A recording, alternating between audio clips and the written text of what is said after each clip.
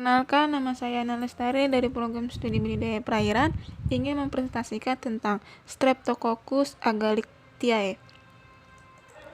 Sistem imunitas atau kekebalan adalah mekanisme pertahanan diri terhadap partikel asing atau patogen. Setiap adanya infeksi mikroorganisme baik bakteri, virus, atau parasit ke dalam tubuh, maka ikan atau udang akan memberikan respon dengan sistem pertahanan tubuh. Pada ikan, sistem kekebalan tubuh terdiri dari 1. Sistem pertahanan innate atau sistem pertahanan bawaan atau alami yang bereaksi pada semua bahan yang asing bagi tubuh seperti kolonisasi dan infeksi oleh organisme patogen. Sistem pertahanan ini juga disebut sistem pertahanan non-spesifik. Dan yang kedua, sistem pertahanan dapatan atau yang induksi atau accruirate, yaitu sistem pertahanan yang akan berfungsi dengan baik harus diinduksi, antara lain dengan pemaparan pada patogen atau produk-produk yang berasal dari patogen, misalnya LPS dan vaksin. Sistem pertahanan ini juga disebut pertahanan spesifik yang hanya bereaksi pada antigen tertentu. Ikan telah diketahui lebih mengandalkan mekanisme sistem kekebalan non-spesifiknya atau alamiah atau bawaan innate immune system daripada sistem kekebalan spesifiknya. Pertahanan non-spesifik merupakan sistem pertahanan tubuh yang sangat penting pada sistem kekebalan tubuh ikan. Pada ikan, respon imun baru terbentuk secara sempurna manakala ikan telah dewasa. Ikan-ikan muda tidak mempunyai respon imun spesifik yang sempurna menurut Ellis 1999 dan bergantung pada respon selural non-spesifik untuk bertahan dari serangan infeksi mikroba. Pertahanan non-spesifik merupakan pertahanan utama pada ikan stadia benih dan ikan muda menurut Stein 1997. Sebagian besar sistem pertahanan tubuh pada ikan berupa protein seperti antibodi, mayor histocompatibility complex atau MHC, protein reseptor baik sel B atau sel T, dan lain-lainnya. Protein-protein dalam komponen sistem pertahanan tubuh ikan dikode dengan suatu gen yang terletak pada DNA inti atau DNA kromosomal. Gen-gen tersebut akan diaktifkan ketika sel mendapatkan rangsangan berupa infeksi mikroorganisme untuk disintesis menjadi mRNA yang mengkode protein-protein yang berhubungan dengan sistem pertahanan tubuh. Menurut Ranté Tondok 2011, mengemukakan penyakit didefinisikan sebagai suatu keadaan patologi yang tubuh yang ditandai dengan adanya kondisi abnormal baik secara histologi maupun fisiologi. Timbulnya penyakit berhubungan erat dengan keadaan lingkungan. Organisme penyebab penyakit seperti parasit, jamur, virus akan cepat menimbulkan penyakit karena lingkungan yang kurang baik.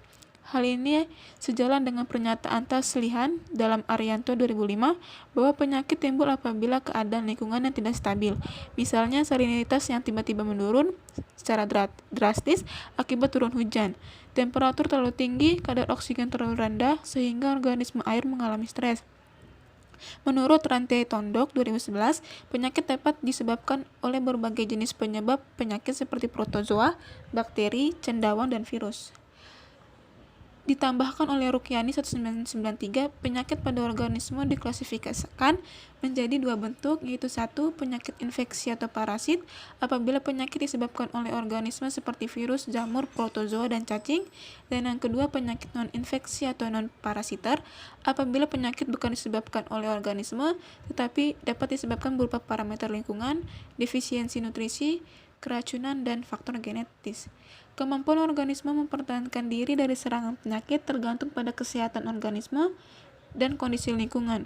Jika kesehatan organisme menurun atau kondisi lingkungan yang kurang mendukung, maka organisme akan mengalami stres.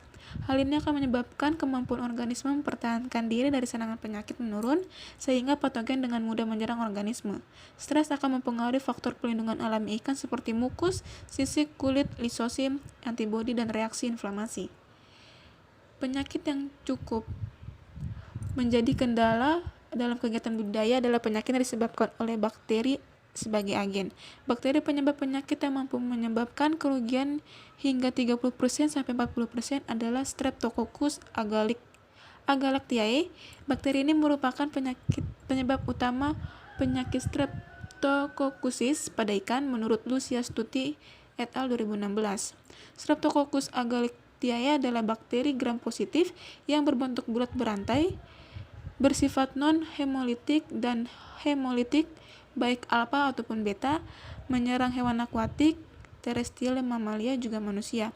Beberapa jenis ikan yang sudah diketahui rentan terhadap serangan bakteri Streptococcus antara lain golongan ikan kakap, belanak, kerapu, trout, dan tilapia menurut Amal dan Jamri saat 2011.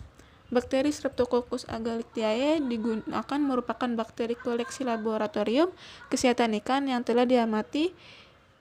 Bakteri ini merupakan bakteri Streptococcus yang bersifat non-hemolitik atau tidak melisiskan eritrosit menurut Suhermanto et al. 2019.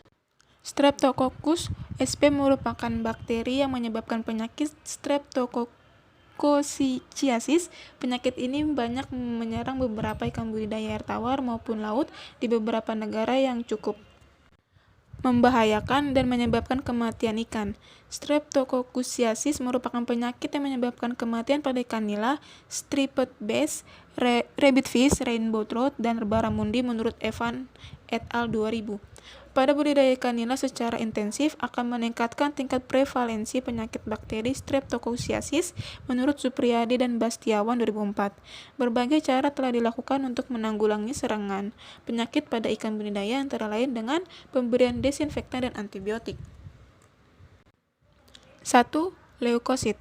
Leukosit merupakan salah satu komponen darah yang berfungsi sebagai pertahanan non-spesifik yang akan melokalisasi dan mengeliminasi patogen melalui fagositosis menurut Anderson 1992. Meningkatnya indeks fagositosis menunjukkan adanya peningkatan kekebalan tubuh menurut Brown 2000. Naiknya jumlah leukosit merupakan respon yang terjadi hampir di setiap adanya serangan infeksi. Hal ini disebabkan bahwa fungsi sel darah putih atau leukosit adalah pertahanan pertama dari tubuh untuk menghalau serangan penyakit yang terjadi, menurut Martin et al. 2000. Fagositosis menurut Jain 1993, fagositosis merupakan mekanisme yang paling penting dan merupakan fungsi utama sel leukosit pada saat terjadi peradangan. Selanjutnya, menurut Delman dan Brown 1989 menyatakan bahwa peningkatan jumlah sel neutrofil juga mengindikasikan adanya peningkatan kegiatan pengumpulan makrofag di tempat terjadinya infeksi, sehingga makrofag akan lebih mudah untuk menghancurkan partikel asing. Adanya peningkatan aktivitas pergerakan sel neutrofil diduga distimulasi oleh adanya ekstrak sargassum yang berfungsi sebagai imunstimulan, sehingga aktivitas produksi oleh organ pembentuk sel tersebut semakin meningkat. Hal ini sesuai dengan pendapat Fujaya 2004 bahwa keluarnya sel neutrofil dari pembuluh darah pada saat terjadinya infeksi yang disebabkan oleh adanya pengaruh rangsangan kimiawi eksternal atau kemotaksis, diantaranya distimulasi oleh imun stimulan. Sel-sel fagositosis ini berfungsi untuk melakukan fagositosis terhadap benda asing yang masuk ke dalam tubuh inang. Fagositosis merupakan mekanisme pertahanan non-spesifik yang secara umum mampu melindungi adanya serangan penyakit. Sel fagosit ini berfungsi untuk melakukan fagositosis terhadap benda asing yang masuk ke dalam tubuh inang. Pola peningkatan presentasi indeks fagositik ini merupakan fungsi dari peningkatan total leukosit maupun presentasi jenis leukosit masing-masing pada limfosit, monosit, dan neutrofil menurut Herlina 2007. Dan menurut Avandi dan Tang 2002, pada saat terjadi infeksi oleh benda asing, maka monosit akan bergerak cepat meninggalkan pembuluh darah menuju daerah yang terinfeksi untuk melakukan fagositosis. Monosit memiliki kemampuan menembus dinding pembuluh darah kapiler, kemudian masuk ke jaringan dan berdiferensiasi menjadi makrofag. Yang ketiga, lisosim adalah salah satu enzim bakterisidal penting pada sistem imun alami sebagai respon imun non-spesifik selama infeksi seperti kondisi stres dan bertindak sebagai protein fase akut yang berperan dalam pertahanan melawan infeksi penyakit ikan menurut Swain dan Nayak 2009. Salah satu upaya tersebut adalah dengan meningkatkan kekebalan tubuh atau imunitas pada ikan dari serangan penyakit. Imun stimulan berperan mengaktifkan mekanisme pertahanan non-spesifik CD8 dan respon imun spesifik. Selain itu, imun stimulan meningkatkan daya tahan terhadap penyakit infeksi dengan meningkatkan mekanisme pertahanan spesifik menurut Sakai 1999. Imunostimulan adalah zat kimia, obat-obatan, stresor atau aksi yang meningkatkan respon imun non-spesifik atau bawaan atau innate immune response yang berinteraksi secara langsung dengan sel dari sistem yang mengaktifkan respon imun bawaan tersebut menurut Shukuri dan Menurut Yukuri 2003, selanjutnya imun stimulan adalah suatu zat yang mempunyai kemampuan untuk meningkatkan ketahanan tubuh terhadap infeksi. Imun stimulan dapat digunakan sebagai terapi tambahan untuk penyakit yang disebabkan oleh infeksi virus, bakteri, dan parasit, serta membantu meringankan gejala penyakit infeksi, serta mempercepat proses penyembuhan pada ikan menurut Rante Tondok 2002. Jika belum terkena penyakit, imunostimulan bisa dipakai sebagai tindakan preventif untuk mencegah penyakit, serta untuk meningkatkan daya tahan tubuh. Terapi tambahan di sini berarti imunostimulan bukanlah merupakan obat utama yang melawan penyakit, tetapi hanya membantu mempercepat proses penyembuhannya saja. Namun demikian, imunostimulan akan lebih bermanfaat pada kondisi di mana sistem kekebalan tubuh mengalami penurunan. Salah satu upaya efektif untuk mencegah penyakit tersebut adalah dengan vaksinasi induk yang dapat menyebabkan adanya transfer imunitas maternal. Transfer imunitas maternal merupakan upaya vaksinasi yang lebih menguntungkan karena dapat melindungi induk sekaligus benih yang dihasilkan terhadap agen patogen. Beberapa penelitian sudah membuktikan adanya transfer antibodi dari induk ke benih melalui telur pada beberapa ikan air tawar jenis nila menurut Firdausi 2014, ikan mas menurut Stein et al. 2026, dan ikan air laut seperti zebrafish menurut Wang et al. 2008. Vaksinasi induk memiliki kekurangan yaitu proteksi yang diberikan kepada anaknya hanya dapat bertahan dalam waktu singkat seiring kuning telurnya habis. Oleh karena itu, diperlukan vaksinasi ulang dengan tujuan untuk meningkatkan kinerja sistem imun benih dengan memperbaiki proteksi imunitas maternal. Jenis vaksin yang digunakan adalah vaksin gabungan antara sel utuh dan produk ekstraseluler yang sebelumnya sudah dikaji oleh Hardy et al. 2013 dan dapat memberikan efikasi terbaik dibanding vaksin sel utuh atau produk ekstraseluler saja. Menurut Evansen 2009, vaksinasi pada benih yang paling tepat dilakukan dengan cara perendaman, akan tetapi metode perendaman memiliki kelemahan yaitu tidak diketahui volume vaksin yang diserap dalam tubuh dan penyerapan vaksin yang tidak maksimal, sehingga dibutuhkan metode perendaman lain untuk memaksimalkan penyerapan vaksin.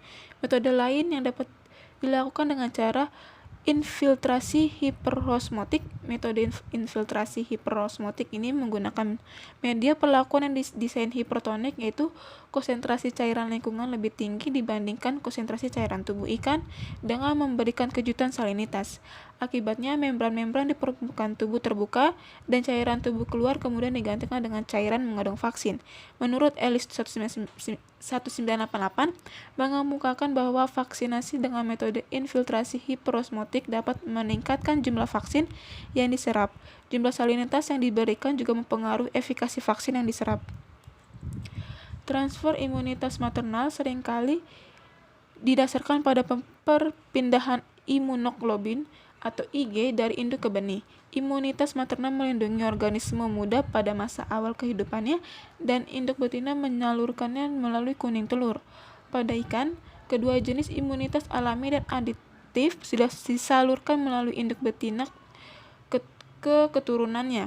Faktor tersebut mencakup imunoglobulin atau Ig atau antibodi, faktor komplement lisosim protease inhibitor menyerupai makroglobulin dan serin protease seperti molekul menurut Swain dan Nayak 2009. Komposisi vaksin yang terdiri dari sel utuh dan produk ekstraseluler dapat merangsang terbentuknya antibodi. Dinding sel bakteri Streptococcus agalactiae tersusun dari peptidoglikan yang merupakan struktur kompleks yang terdiri dari gula dan asam amino, sedangkan produk ekstraseluler bakteri Streptococcus agalactiae merupakan zat antigenik yang kuat sehingga dapat bersifat imunogenik dan dapat merangsang pertahanan tubuh ikan ketika dilakukan uji tantang terhadap bakteri yang sama. Peptidoglikan dan produk ekstraseluler ini berperan penting dalam menginduksi aktivitas sel-sel limfosit yang berfungsi sebagai sel pembentuk antibodi atau respons imun spesifik dan sel fagositik makrofag atau respons imun non-spesifik menurut Pasnik et al. 2005. Sekian presentasi dari saya, kurang lebihnya mohon maaf. Terima kasih.